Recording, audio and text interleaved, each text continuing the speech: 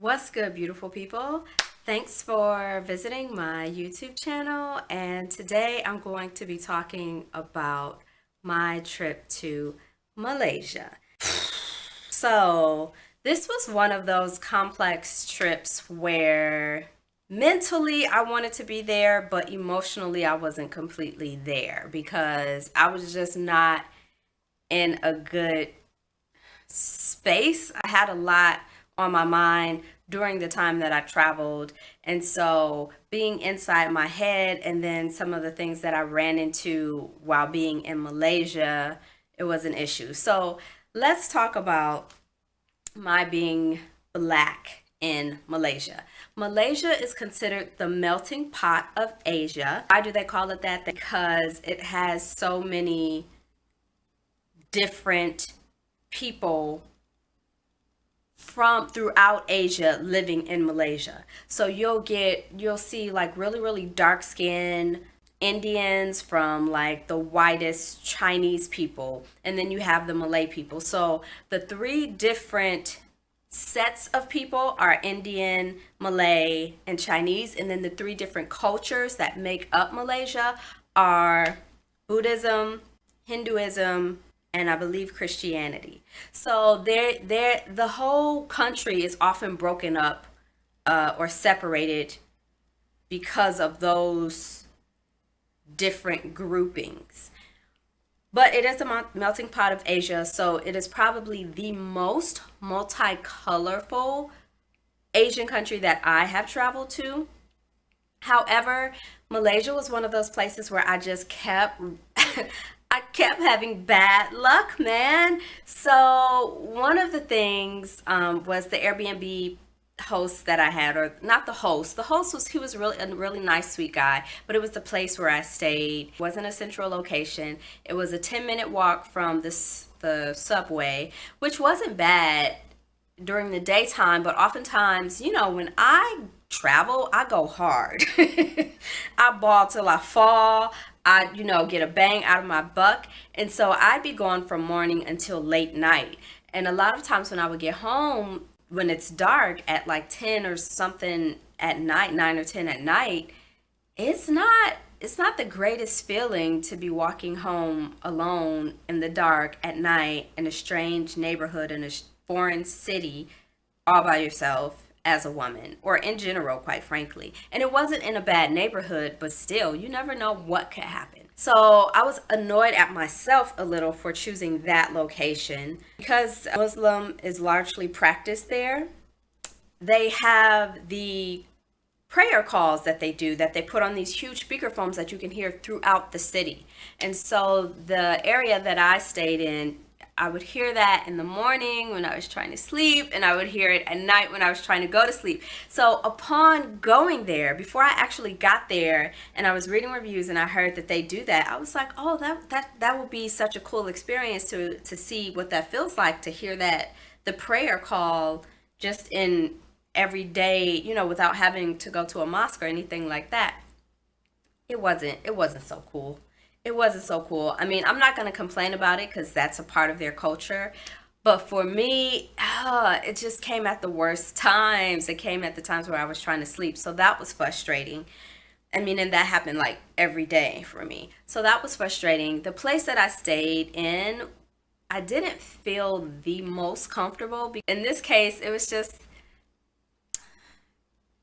kind of like the dingy sort of space in terms of the bed. Like the bed was old and the sheets were old. You could tell, not old as in not clean, but old as in probably like 10 or 15 years old. Anyway, that was the housing situation that kind of had me on edge. Because here's the thing. Like I said, I travel hard. I ball till I fall when I travel. And so when I come home, when I come to rest my head, I need to be able to feel comfortable and feel at peace and not be worried about bugs or noise or anything. That wasn't, I mean, he didn't have bugs, but like the noise and like just my own personal comfort level was an issue for me. What did I do in Malaysia? I did two walking tours. One was on the religion, and this was the summer of 2014. So forgive me if I don't have all the details correct, but I did a walking tour on the religion. So we covered the three different religious places: Islam, Hinduism, and Buddhism. Those were the three major religions that made up Malaysia.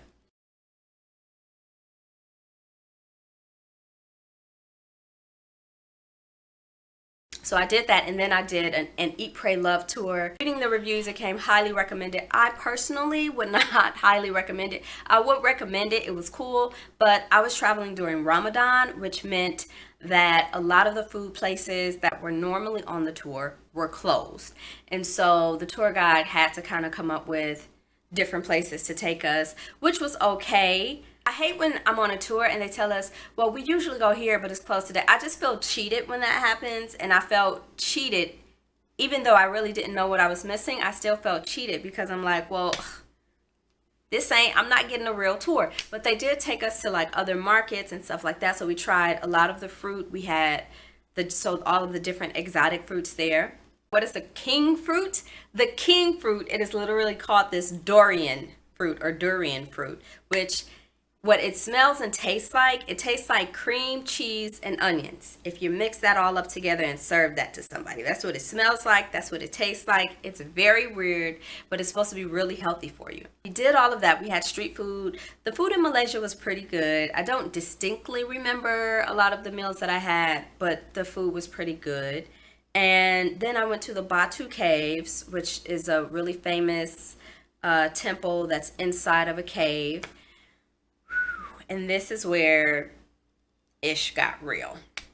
So I went to this cave, and it's in the wooded area. I wouldn't call it a forest exactly, but it's but near the woods or something. So there are a lot of wild monkeys there.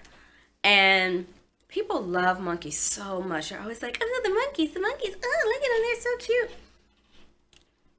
And I had heard what to do and what not to do about these monkeys. I learned that they like shiny things, they like earrings, they like cameras and different things like that. So I was good. I was well protected going up the stairs into the cave. By the time I came out, I was looking at the monkeys again.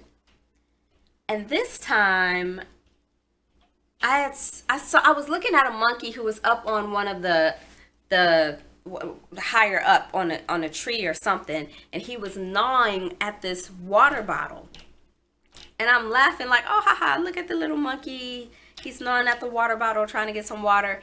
Next thing I know, this sucker monkey run up on me so fast and grabs my water bottle. Now this water bottle was practically full. I hadn't drank from it at all, and so I'm in shock. The monkey is hanging on to the water bottle, so I'm trying to swing it off my bottle. And it's hanging on, so it's just swinging from side to side like little stinking monkeys do. And so I finally say, because again, this is a wild animal, I don't know what he's gonna do to me. I just fling the friggin' water bottle, and it goes rolling on the ground with the water bottle, and then it goes and runs up a tree far away. Meanwhile, a tag team was going on that I didn't realize, because before I knew it, I'm sitting there like, oh my God, he stole my water bottle. And everybody's laughing at me. And then another sucker monkey comes up from behind me. I had on a really small backpack, and I had my umbrella tucked in the bottom of it. He comes in, snatches out my umbrella that my coworker had just given to me as a gift. And I really liked the umbrella. I hadn't even used it. Anyway, frustration through the roof, pistosity through the roof. So he takes the umbrella and runs up in another direction up a tree, and him and another monkey friend comes and starts gnawing on the umbrella. You stupid friggin' monkeys. It's not a water bottle. It's not a soda. It's an umbrella. Anyway, this is real talk, y'all. Real talk. I felt super violated. Like I had just been robbed, which I had, but I felt super violated. So there was this other cave that was toward the bottom that I wanted to go to, and I felt like, dude, am I gonna get harassed again? Am I gonna get are these monkeys gonna bother me again? So the whole time, I'm kind of nervous going throughout this whole thing. And everybody thought it was so funny. I was really mad. I mean, I guess I shouldn't be so upset over a water bottle and an umbrella, but that was my stuff. How you gonna come up and steal my stuff? Okay, and so that's not over. So I went, and on my way out, before I went back on the subway, I got a henna tattoo as some, art slash retail therapy. And that was cool, to calm my nerves before I got back on trying to travel somewhere. And then I get back to the main station of the subway, the connecting place where all the different trains go. And I get off the subway. I'm going up the stairs. My mind is still partially on that stupid friggin' monkey and trying to just talk myself out of it, like, get over it, don't sweat it. You have the rest of your day. Don't worry. I'm walking up the stairs and I see this guy. I'm standing on the escalator as it's going up, and I see this guy at the top of the stair, but I don't think anything of it. Again, I'm in my own head, and by the time I get to the top, because there's people in front of me who just went off, going all their all separate ways, I get to the top, and he's like, whoa, whoa, whoa, whoa, whoa. So he puts his hands out and tells me to wait or stop or whatever. And as he's doing so, he grabs my boob. His hand was on my right boob. And I was like, I pushed him off, and I'm like, what? What's the problem? What's going on? And he was saying something like, ticket, ticket. And I was like, what do you mean ticket? And I was like, do you mean this? You want this ticket? And then he tried to shoo me away. And I was like, here, take the freaking ticket. And so he takes the ticket.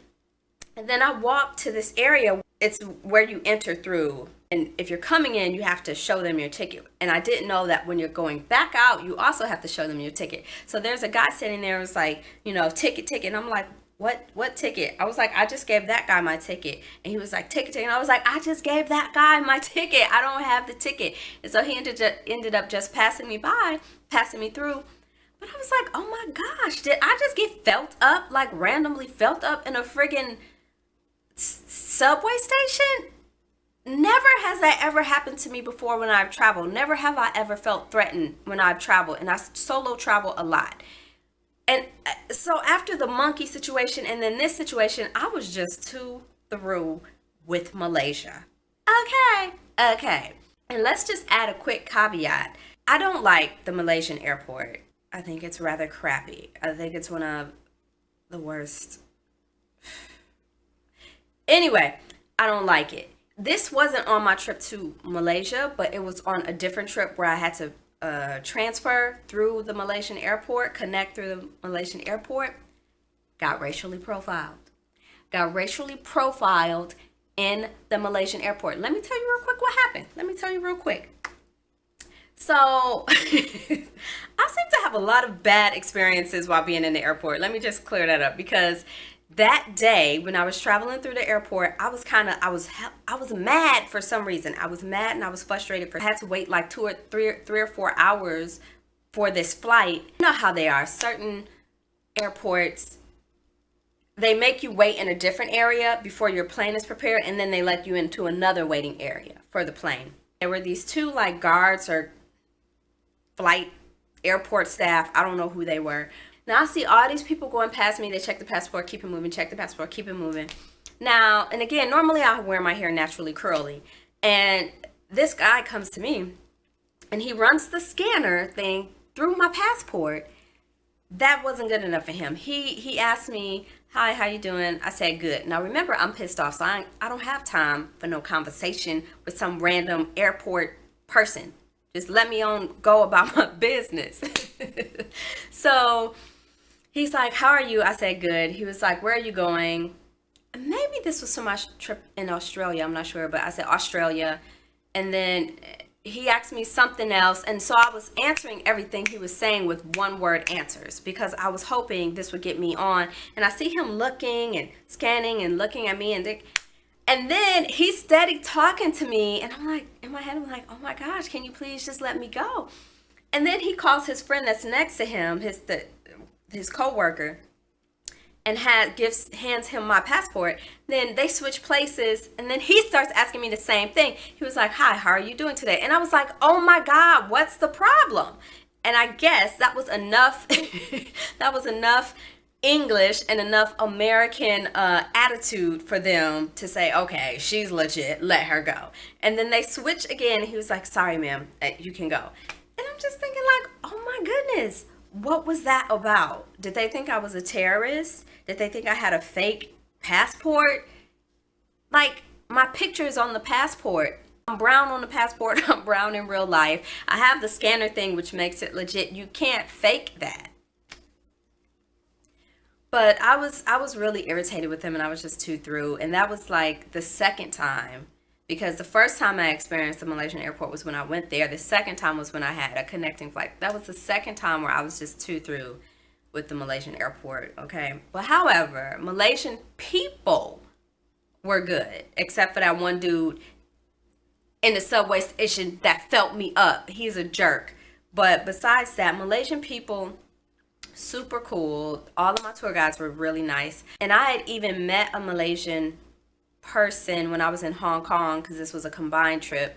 And she people crack me up. So I told her I was going to Kuala Lumpur, which is the capital, and that's where I was. That's where I was visiting most of the time. And she was like, why are you going there? There's nothing to do there. She was right. I should have listened to her. So I was just so over Kuala Lumpur so much that I was like, I cannot spend the rest of my days here. And I think I had maybe two days left, 2 or 3 days left or something like that. Anyway, by the time I got home, I started to Google, and I was like, where else can I go? And I found a place that was nearby, affordable flight to Langkawi. OMG, that was like the most perfect way to end the crazy trip that I had. And I also didn't mention to y'all that on this trip, I missed my flight 2 times. Not once, but 2 times. So when I was in Hong Kong, I had a midnight flight, and I mistakenly, because it's midnight, right? So when it's midnight, it means the next day.